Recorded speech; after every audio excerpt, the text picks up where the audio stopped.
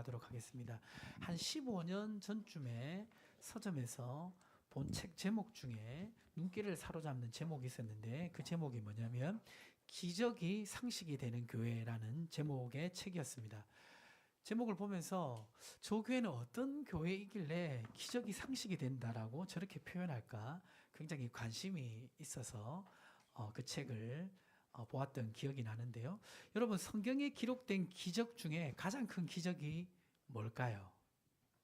예, 여러 가지 기적이 있는데 예, 그렇죠. 예, 예수님 부활하신 기적이 제일 큰 기적이죠.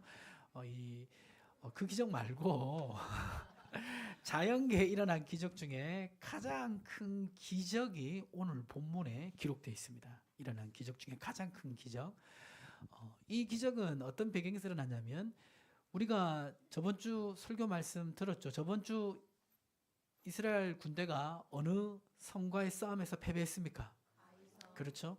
여리고성에서 이겼고 아이성에서 패배했습니다. 그런데 절치부심해서 다시 하나님 앞에 힘을 얻어가지고 아이성을 점령했습니다.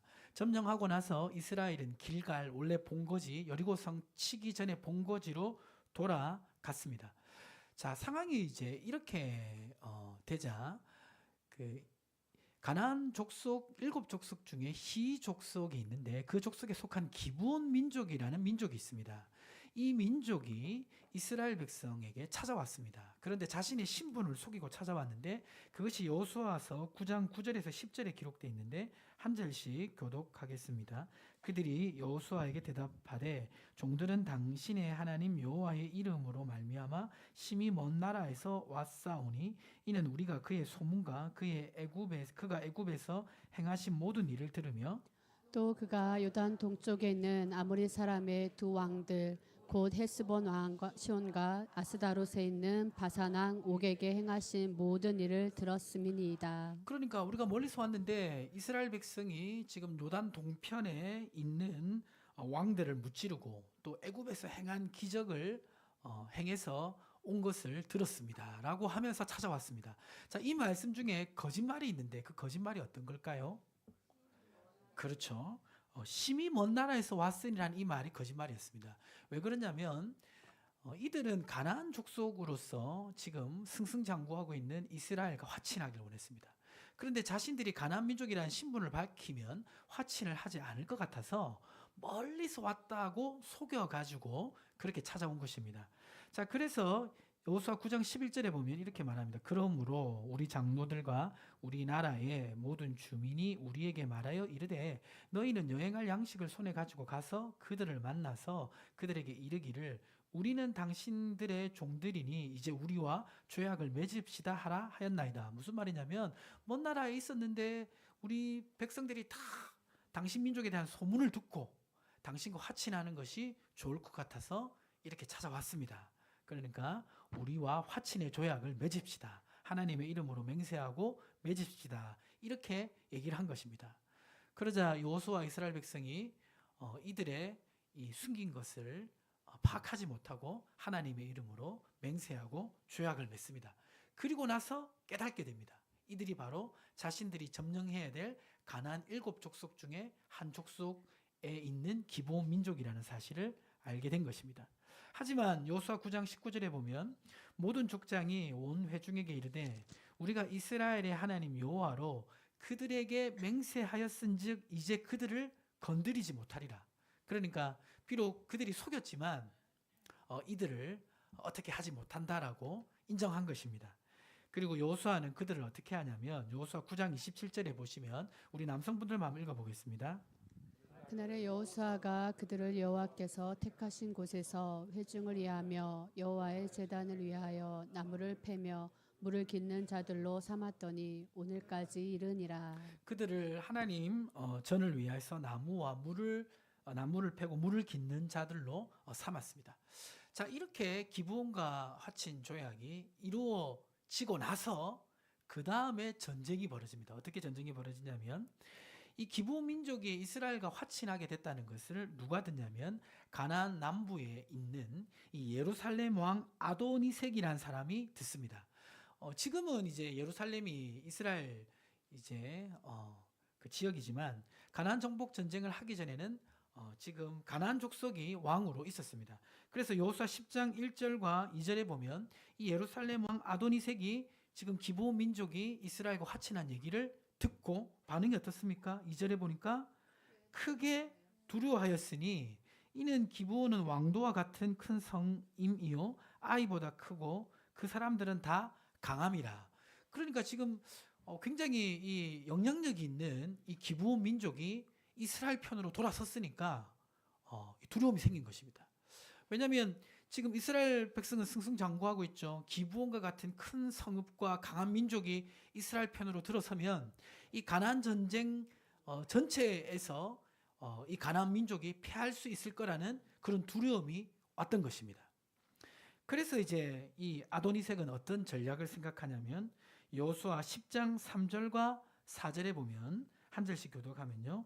예루살렘 왕 아도니색이 헤브론 왕 호암과 야르못 왕 비람과 라기스 왕 야비아와 에글론 왕 드빌에게 보내어 이르되 내게로 올라와 나를 도우라. 우리가 기브온을 치자. 이는 기브온이 여호수아와 이스라엘 자손과 더불어 화친하였음이니라 하매. 지금 가나안 족속을 버리고 이스라엘로 반역하는 이 흐름을 초반에 끊자는 것입니다.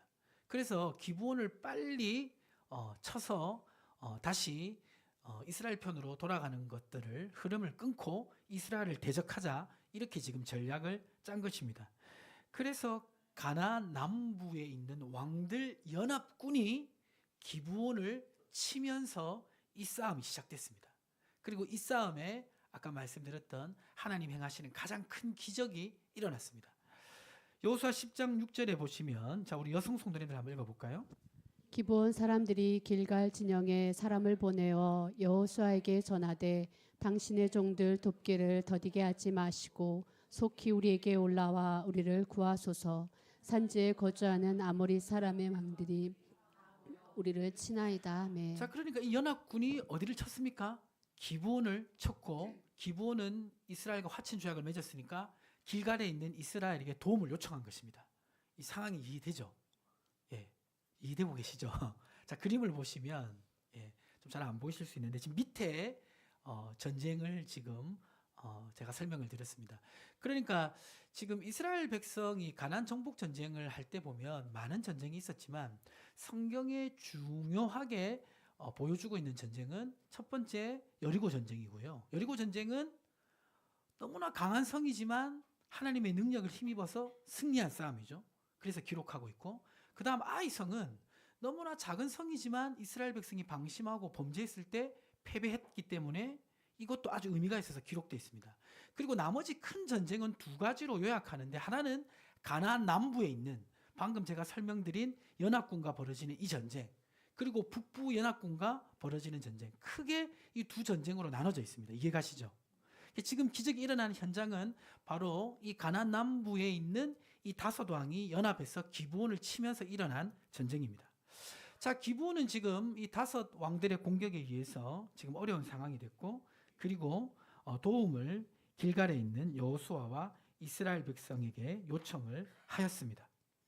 자, 그러면 여기서 생각해 볼 것은 이스라엘 백성이 지금 길갈에 있습니다. 전장을 잠시 조금 거리가 있는 원래 본거지로 돌아왔습니다. 여리고성 치기 전에 본거지로. 그리고 지금 공격을 받고 있는 것은 기브온 민족입니다. 어떻게 생각해 보면 기브온 민족이 이스라엘을 속였잖아요.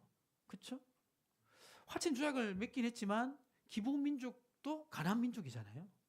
그러면 조금 이렇게 머리를 굴리면 지금 돕기보다는 일단 좀 싸우는 상황을 봐가지고 상황을 봐서 뭐 돕든지 하든지 이렇게 생각할 수도 있지 않겠습니까?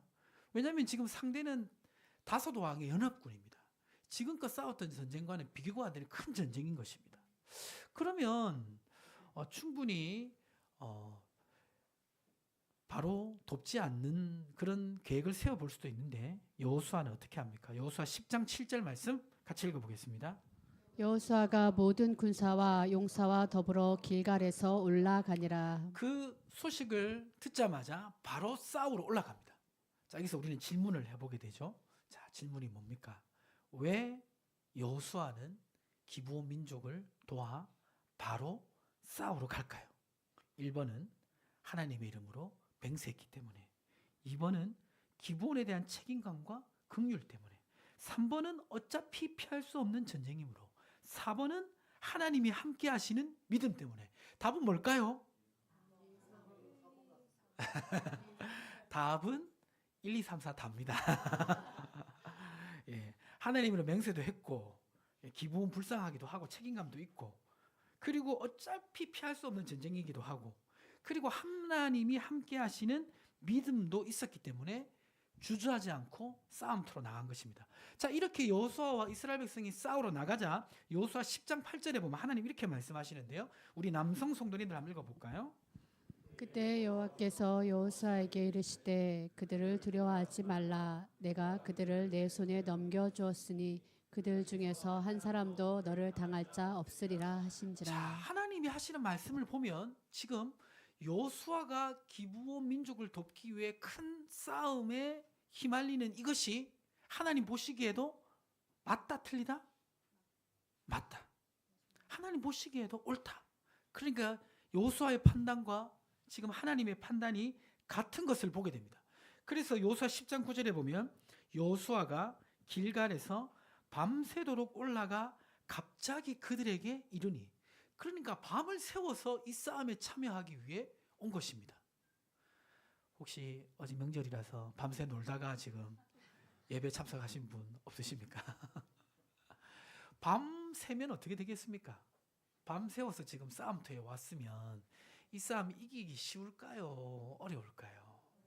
어렵지 않겠습니까? 자, 그런데 결과는 어떻게 됩니까? 여호수아 10장 10절에 보시니까 우리 같이 읽어보겠습니다. 여호와께서 그들을 이스라엘 앞에서 패하게 하심으로 여호수아가 그들을 기브온에서 크게 살육하고 베토론에 올라가는 비탈에서 추격하여 아세가와 막게다까지 이르니라. 분명히 지금 이스라엘 백성은 밤을 새서 왔어요. 굉장히 지쳐 있는 상황입니다. 그런데 기브온 지역에 와서, 사진을 보여주시면 기브온 지역에 와서 싸움이 벌어지자마자 하나님께서 이 연합군이 패하도록 그렇게 하셨습니다. 그래서 지금 전세가 이스라엘에게 유리하게 돌아가게 돼서 기브온에서 이스라엘 백성이 승리하고 이 연합군은 계속해서 도망가면서 벳호른에 올라가는 그 비탈길로 도망가기 시작했습니다. 자, 그렇게 도망가고 있을 때 하나님이 또 역사하셨는데 여호수아 10장 11절에 보니까 그들이 이스라엘 앞에서 도망하여 벳호른의 비탈에서 내려갈 때에 여호와께서 하늘에서 무엇을 내리셨습니까? 큰 우박을 내리셨습니다. 분명히 지금 이스라엘 백성 지쳐 있는데 초반 싸움부터 이스라엘 백성이 이기기 시작했고, 이 연합군이 도망가다가 비탈길로 내려가는데 내려가는 길에 큰 우박들이 떨어져 가지고 이스라엘 백성에게 죽은 숫자보다 우박에 맞아 죽은 사람이 더 많았다라고 기록하고 있습니다. 그러니까 지금 싸움이 어떻게 되고 있습니까? 이스라엘 백성에게 유리한 쪽으로 계속 흘러가고 있습니다. 자, 여기서 우리가 한 가지 알아야 될 중요한 사실이 있습니다. 그게 뭐냐면 지금 이 싸움이 하나님이 함께 하시는 싸움일까? 하나님이 함께 하시지 않는 싸움일까? 이 싸움을 우리가 싸워야 되나 말아야 되나 많은 고민이 있을 수 있었는데 여호수아와 이스라엘 백성은 결단하고 밤새 올라가서 이 싸움을 벌였습니다. 그거는 여호수아와 이스라엘 군대가 이 싸움이 승리할 거라는 확신이 있었기 때문입니다. 아멘이십니까? 자, 이것은 이스라엘, 특별히 여호수아가 이제는 싸움에 굉장히 능한 사람이 되었음을 의미합니다. 그러니까 이 싸움을 싸워야 될지 말아야 될지 초반에 알고 있는 것입니다. 이 싸움이 하나님의 전쟁이 될지 안 될지 알고 있는 것입니다. 어떻게 이런 감각을 소유할 수 있었을까요? 두 번의 경험에 의해서죠. 처음에 여리고를 점령하는 싸움에서 깨달은 것은 뭡니까? 아무리 강력한 여리고가 버티고 있어도 하나님이 함께 하시면 그 여리고성 싸움에서 이긴다라는 것을 깨달았죠. 그렇죠? 그리고 아이성에서 깨달은 건 뭡니까? 상대가 아무리 약해도 우리가 범죄하고 하나님 앞에 온전하지 못하고 하나님이 함께하지 않으면 이 싸움에서는 진다라는 것을 깨달았습니다. 그러니까 지금 이 여호수아와 이스라엘 백성은 지금 기브온 민족과 화친을 했죠. 기브온 민족과 화친을 해서 기브온 민족의 도움 요청을 받은 상황에서 이 싸움을 하는 것이 하나님이 함께 하신다라는 믿음이 있었다는 것입니다. 깨달음이 있었다는 것입니다.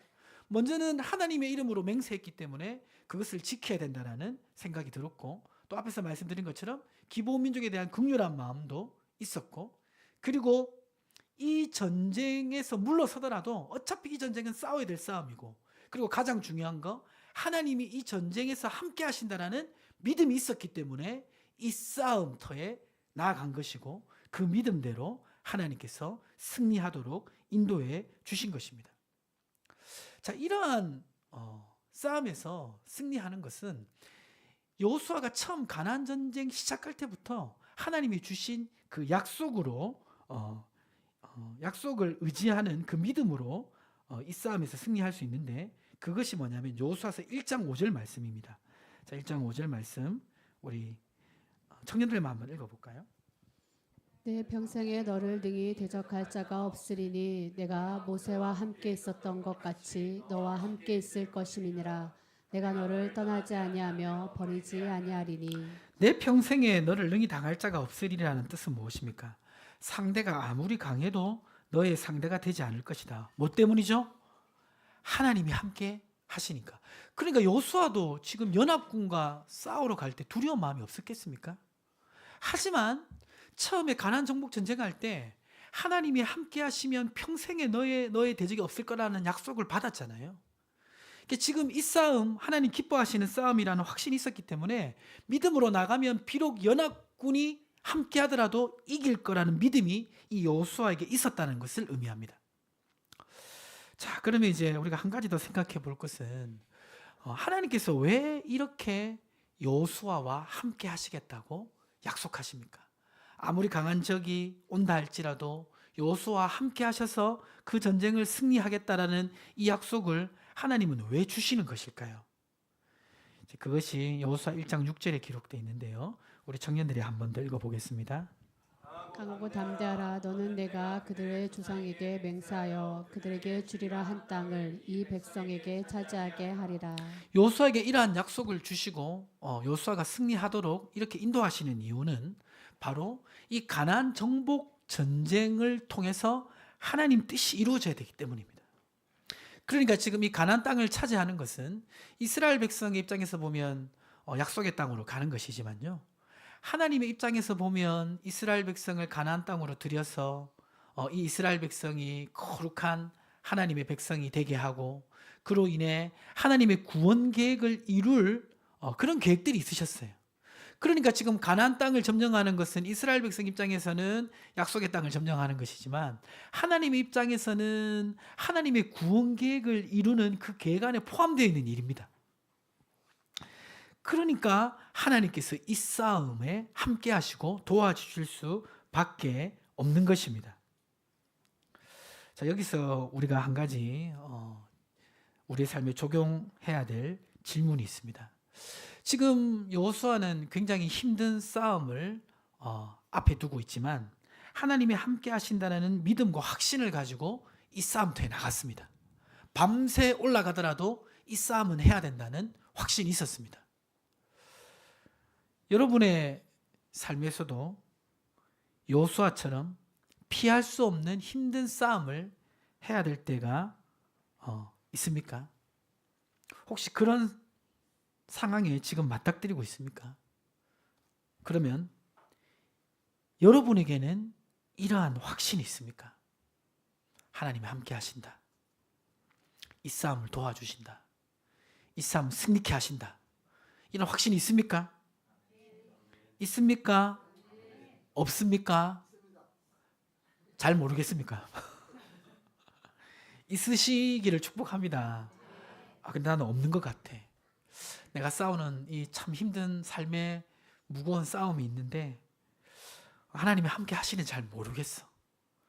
아니면 나는 그런 확신이 없는 것 같아.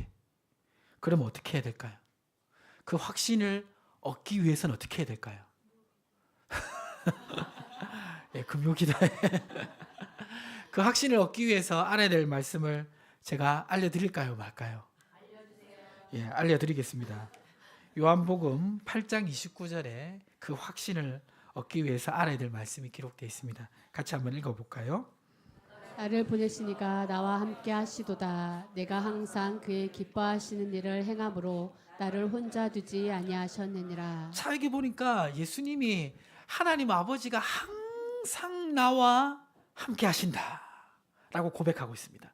자, 그런데 이 예수님에게 하나님 아버지가 항상 함께 하시는 이유가 적혀 있죠. 왜 그렇습니까? 내가 항상 그의 기뻐하시는 일을 행함으로 나를 혼자 두지 아니하신다.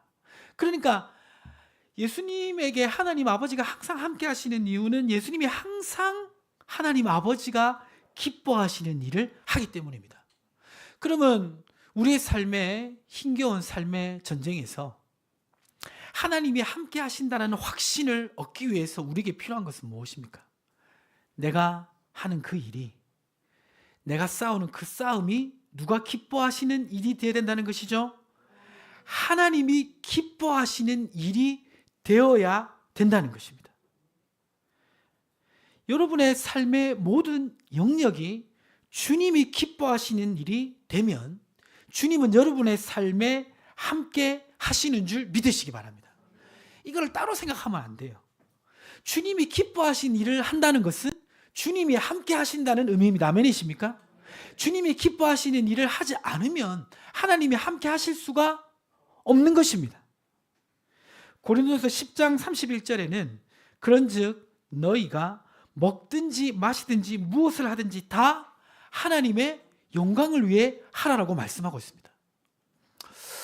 목사님 말씀은 알겠는데 너무 막연합니다.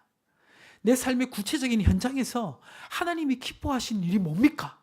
어떻게 하나님 기뻐하시는 일이 되게 할 수 있습니까? 라는 질문이 있으시죠? 그럴 때는 어떻게 해야 될까요? 잠언 2장 4절과 5절에 나타나 있는데요. 우리 여성 성도님과 같이 한번 읽어볼까요? 그를 구하는 것 같이 그것을 구하며 감추어진 보배를 찾는 것 같이 그것을 찾으면 여호와 경외하기를 깨달으며 하나님을 알게 되리니. 내 삶의 모든 영역을 주님이 기뻐하시는 삶으로 어떻게 되게 할 수 있을까? 당장 모를 수도 있어요.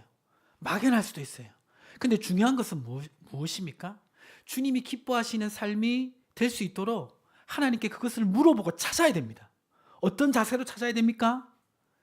은을 구하는 것 같이, 감추어진 보배를 찾는 것 같이, 여러분의 삶에 적용하면 잃어버린 핸드폰을 찾는 것 같이. 핸드폰 잃어버릴 때 간절한 마음으로 찾지 않습니까? 그렇죠? 어디 있을까? 어떻게 됐을까? 굉장히 노심초사하면서 그것을 찾잖아요.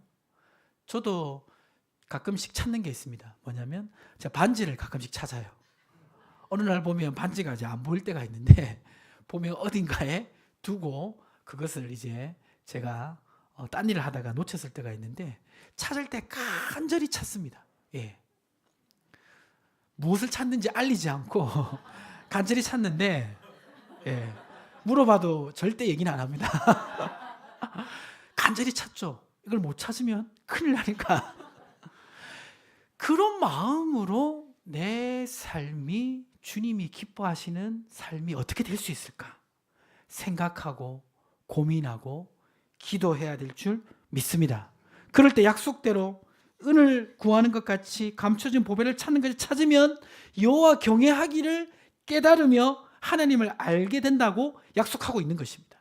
자, 그래서 우리가 여기서 가져야 될 중요한 결론은 뭐냐면 이것입니다. 같이 읽어볼까요? 하나님이 함께 하신다는 확신과 하나님이 기뻐하시는 일을 한다는 확신은 분리되지 않습니다.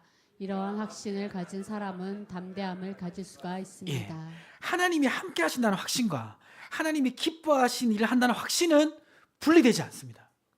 내 삶에 하나님이 함께 하신다는 담대함은 어디서 오냐면요, 하나님이 기뻐하시는 일을 한다라는 그것에서 오는 것입니다. 하나님이 기뻐하시는 일을 추구하고 살아가면요, 마음속에 하나님이 함께 하신다는 담대함이 생깁니다. 여러분 삶에 이러한 담대함 가지시기를 주님의 이름으로 축복합니다. 그럴 때 우리는 힘겨운 싸움에서도 이길 수 있는 기반을 가질 수가 있는 것입니다. 자, 이러한 상황 속에서 여호수아는 담대하게 기도합니다. 여호수아 10장 12절에 보시면요. 이렇게 기도하는데 지금 전쟁에서 굉장히 유리하게 여호수아 군대가 밀어붙이고 있었습니다. 하나님은 하늘에서 우박을 내려주시는 그런 역사를 통해서도 지금 이스라엘 백성을 도와주고 계신데요. 이 상황에서 여호수아는 이런 담대한 기도를 합니다. 여호수아 10장 12절 같이 한번 읽어보겠습니다. 여호와께서 아모리 사람을 이스라엘 자손에게 붙이시던 날에 여호수아가 여호와께 고하되 이스라엘 목전에서 가로되 태양아 너는 기브온 위에 머무르라 달아 너도 야알론 골짜기에 그리할지어다 하매. 자, 지금 여호수아가 무슨 기도를 하고 있는 겁니까? 인간적으로 보면 정신 나간 기도를 하고 있는 거죠. 그렇죠? 지금 싸움에서 유리한 상황이에요. 그러니까 지금 연합군은 계속 지금 이스라엘 백성에게 지금 맞아 죽고 있는 상황이고 이스라엘 백성은 지금 계속해서 승리를 거두고 있습니다. 그런데 싸움은 낮에만 할 수가 있는데 밤이 되면 싸울 수가 없잖아요. 그러니까 여호수아가 지금 무슨 기도를 하고 있냐면 하나님이 이 싸움을 여기서 끝낼 수 있도록 큰 승리를 얻을 수 있도록 해와 달이 하늘에 멈추게 해주십시오. 밤이 되지 않고 낮이 계속되도록 해주십시오. 라고 기도하고 있는 것입니다. 성경에 나타난 기도 중에 가장 담대하게 기도하고 있는 기도입니다. 홍해의 기적과 비교 안 되는 기적이죠. 근데 생각해 보면 해가 멈추려면 어떻게 해야 됩니까? 우리 과학적 상식으로는 뭐가 멈춰야 되죠? 자전이 멈추면 어떻게 됩니까? 사람들 다 날아가겠죠. 생태계가 완전히 파괴됩니다. 그래서 우리의 지금 머리로는 자전이 멈췄다? 쉽게 이해할 수가 없습니다. 어떤 분은 그래서 이제 빛이 굴절됐다 뭐 이렇게 설명하시는 분도 있는데 과학적으로 이 현상이 어떻게 일어났는지 우리는 알 수 없습니다. 그런데 여호수아 10장 13절에 보면 여호수아가 이렇게 기도하자 이런 결론이 나왔어요. 태양이 머물고 달이 그치기를 백성이 그 대적에게 원수를 갚도록 하였느니라. 야살의 책에 기록되기를 태양이 중천에 머물러서 거의 종일토록 속히 내려가지 아니하였다 하지 아니하였느냐. 그 기도대로 태양과 달이 멈췄습니다. 이스라엘 백성이 연합군을 무찌를 때까지 멈췄습니다. 이것이 다른 책에도 기록이 되었다라고 얘기하고 있습니다. 여기서 우리가 확실히 알 수 있는 것은 어떻게 해와 달이 멈췄는지는 모릅니다. 그러나 확실히 알 수 있는 것이 있는데 그게 여호수아 10장 14절입니다. 10장 14절 같이 한번 크게 읽어보겠습니다. 여호와께서 사람의 목소리를 들으시니 같은 날은 전에도 없었고 후에도 없었나니 이는 여호와께서 이스라엘을 위하여 싸우셨음이니라. 우리가 왜 해와 달이 어떻게 멈췄나 알 수 없어요. 근데 한 가지 확실한 것은 이 기적은 성경에서 일어난 가장 큰 자연계에서 일어난 가장 큰 기적이었다는 것입니다. 이런 기적은 이전에도 없었고 앞으로도 없었다는 것입니다. 자, 그러면 이렇게 큰 기적이 왜 일어납니까? 왜 일어나죠? 누가 누구를 위해 싸우시기 때문입니까? 여호와께서 이스라엘을 위해 싸우시기 때문에 이러한 기적이 일어나는 것입니다. 여러분 삶 속에서도 어렵고 힘든 상황 속에서도 어떤 기적이 일어나기를 원하시죠. 어떤 특별한 하나님의 섭리를 통해서 일이 열려지기를 원하십니까? 그래서 삶의 큰 싸움 가운데 승리하기를 원하십니까? 자, 그러면 왜 그런 기적 같은 일이, 그런 하나님의 도우심이 여러분의 삶 속에 일어나야 됩니까? 그 질문을 우리가 해야 됩니다. 아까 왜 하나님 이런 기적을 이스라엘 백성에게 주셨습니까? 무엇 때문이죠? 여호와께서 누구를 위해서? 이스라엘을 위해서. 그러면 나의 삶 속에 이러한 일들이 일어나야 되는 이유는 하나님이 누구를 위해 싸우셔야 됩니까? 나를 위해 싸우셔야 됩니다. 자, 그런데 하나님이 왜 여러분을 위해 싸우셔야 되죠? 왜 하나님이 여러분을 위해 싸우셔야 됩니까? 오늘 가나안 땅에 들어가는 이 싸움은 여호수아와 이스라엘에게도 중요한 싸움이었지만 누구에게도 중요한 싸움이었습니까? 하나님에게도 중요한 싸움이었습니다. 하나님이 나의 싸움에 도움을 주시려면 여러분이 하나님의 싸움을 싸워야 되는 줄 믿습니다. 아멘이십니까? 여러분 삶 속에 지금 하고 있는 모든 일이 하나님의 싸움입니까? 어떻습니까? 여러분 삶 속에서 지금 여호와의 싸움을 싸우고 있습니까? 아니면 나의 싸움을 싸우고 있습니까? 지금 삶에서 벌어지는 모든 일들이 나의 싸움입니까? 하나님의 싸움입니까? 자, 이렇게 한번 질문해 보겠습니다. 여러분 삶에서 여호와의 싸움을 싸우고 있습니까? 1. 바빠서 잠시 미루었다. 젊었을 때는 내가 정말 하나님을 위해 싸웠는데 지금은 잠시 미루어서 돈도 좀 벌고 좀 뭐도 좀 한 다음에 다시 하나님의 싸움을 싸우겠다. 아니면 가끔 싸운다. 은혜 받고 성령 충만할 때 가끔 하나님을 위해 싸운다. 3번 항상 싸운다. 4번 싸움을 싫어한다. 1, 2, 3, 4번 중에 여러분 어디에 해당됩니까? 1번입니까? 2번입니까? 3번입니까? 4번입니까? 중요한 건 4개 중에 하나에 해당된다는 것이죠. 예. 우리가 싸울 때도 있지만 그렇지 못할 때도 있습니다. 상황이 안 되거나 또 어렵거나 또 마음이 낙심되다 보면 하나님의 싸움보다는 나의 싸움을 싸운다고 정신없을 때가 있습니다. 하나님의 사람 다윗이 골리앗을 넘어뜨릴 때는 하나님의 싸움으로 싸웠을까요? 자기 싸움으로 싸웠을까요? 그렇죠. 여호와의 이름으로 나갔잖아요. 골리앗에게 네가 모욕하는 만군의 여호와의 이름으로 나가서 골리앗을 넘어뜨렸잖아요. 그렇죠? 그때 다윗은 여호와의 싸움을 싸웠습니다. 그런데 다윗이 사울에게 미움 받아가지고 광야를 도망 다닐 때 그때도 다윗은 여호와의 싸움을 싸우고 있었을까요? 맨날 도망당하고 맨날 피신해야 되고 안정치 못한 그런 상황을 살아갈 때도 다윗은 하나님의 싸움을 싸웠습니까? 그때 다윗을 만난 아비가일이라는 여자는 다윗을 보고 이렇게 말했습니다. 사무엘상 25장 28절 우리 남성 성도님들 한번 읽어보겠습니다. 주 여종의 허물을 용서하여 주옵소서. 여호와께서 반드시 내 주를 위하여 든든한 집을 세우시리니 이는 내 주께서 여호와의 싸움을 싸우시며 내 주의 일생에 내 주에게서 악한 일을 찾을 수 없음이니이다. 자, 이 고백은 다윗이 가장 초라한 인생을 살고 있을 때, 가장 어떻게 보면 세상적인 힘이 없을 때, 그때 다윗을 보고 아비가일이 한 얘기입니다. 그때에도 다윗은 여호와의 싸움을 싸우고 있었다라고 말하고 있습니다. 오늘 말씀을 통해서 우리가 붙잡아야 될 중요한 사실은 뭐냐면 우리의 삶이 하나님께 드려질 때, 우리가 하나님의 싸움을 싸울 때 하나님은 우리를 위해서 모든 것을 주신다는 것입니다. 아멘이십니까? 시편 57편 2절에 이렇게 기록하고 있습니다. 내가 지존하신 하나님께 부르짖으며 곧 나를 위하여 무엇을 이루시는 모든 것을 이루시는. 지금 여호수아와 이스라엘 군대가 여호와의 싸움을 싸우니까 해와 달도 멈추면서 그 일을 하도록 하나님이 도와주셨습니다. 우리가 여호와의 싸움을 싸울 때 하나님 우리를 위해 모든 것을 이루어 주신다는 것을 기억하시기를 축복합니다. 그 교회에서 이제 우리가 소그룹 모임을 하잖아요. 소그룹 모임을 하는 것을 하나님 기뻐하실까요? 기뻐하지 않으실까요? 기뻐하시죠. 모여서 교제하고 나누고 기뻐하시죠. 근데 소그룹 모임을 해야 되는데 장소가 없어요. 그러면 장소가 필요하지 않습니까? 그 장소를 위해 기도하면 하나님이 들어주실까요? 들어주시죠. 우리가 작년에 소그룹 장소가 없어가지고 첫 번째 계획이 뭐였습니까? 옥상을 이렇게 해가지고 옥상에 소그룹 장소를 만들기 위해서 굉장히 우리가 고민하고 노력하고 방법을 찾았는데 이게 이상하게 길이 막 막혔잖아요. 그렇죠? 길이 막혔는데 하나님께서 어디를 열어주셨습니까? 학원 공간을 열어주셨습니다.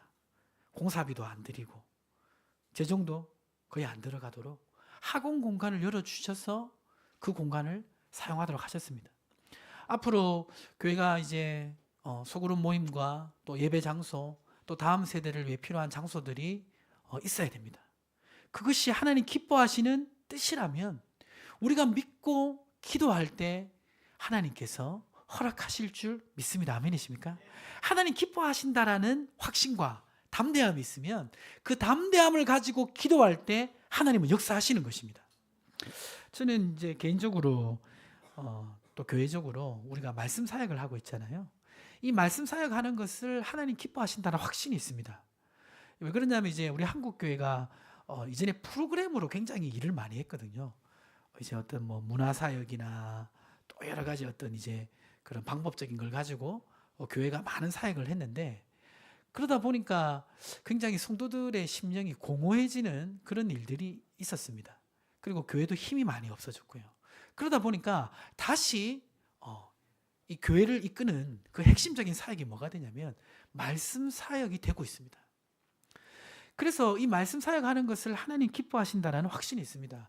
그래서 이제 저희 교회에서 지금 성경 통독도 하고 성경 묵상도 하고, 그리고 아직 이제 시작은 안 했는데 교리 교육도 할 생각입니다. 그런데 이런 일을 하면요, 하나님께서 도와주시는 것이 느껴져요.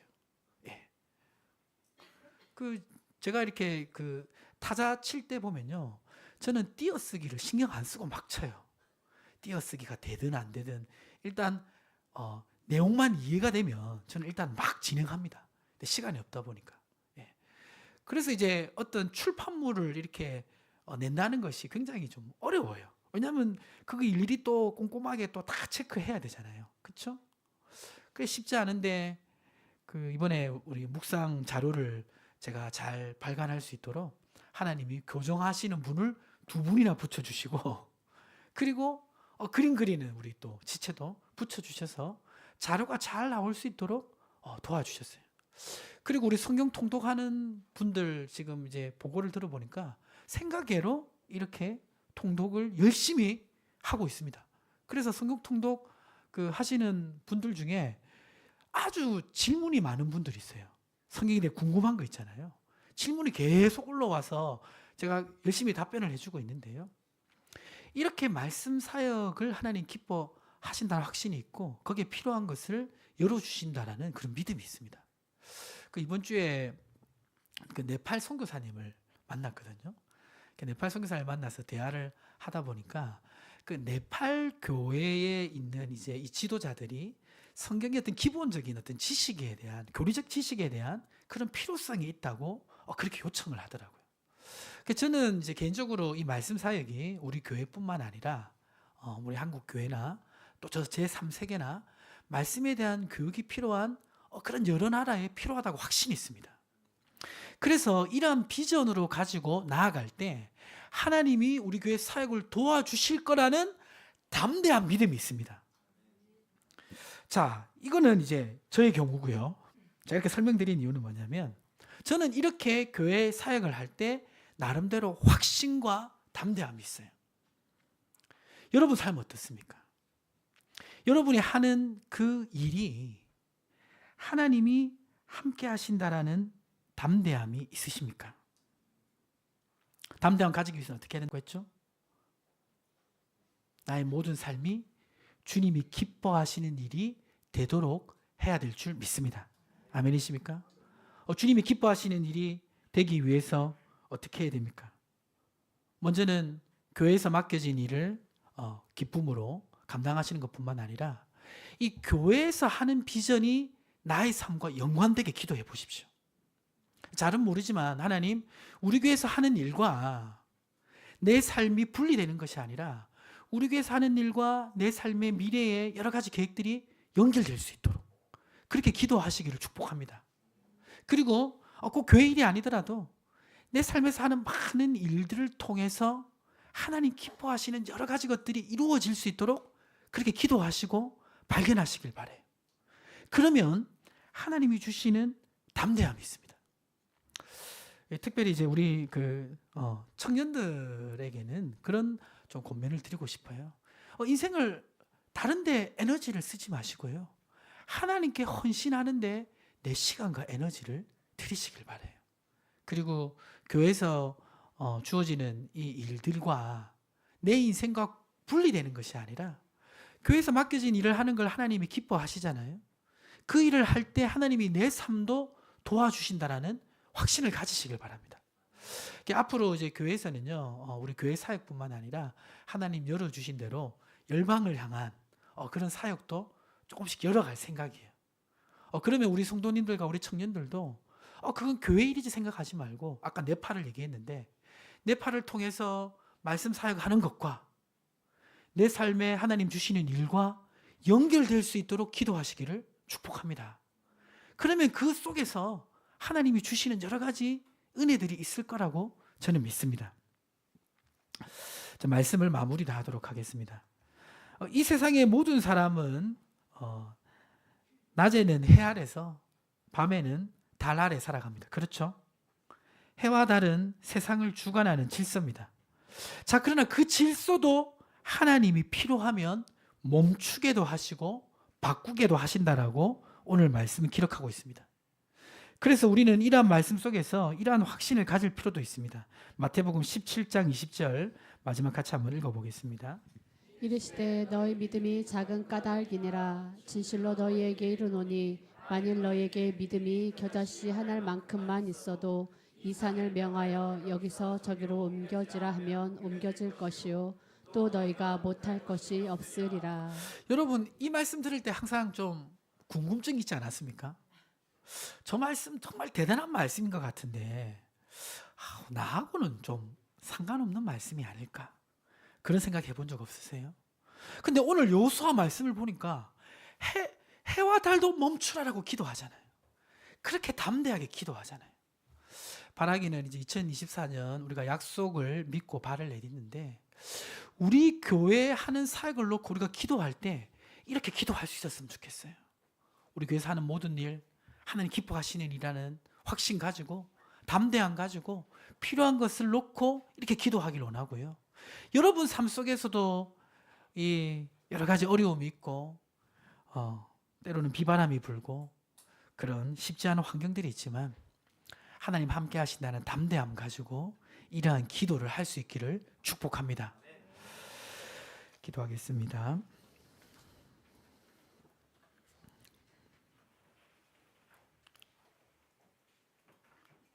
하나님 아버지, 오늘 성경에 기록된 가장 큰 기적의 현장을 우리가 봅니다.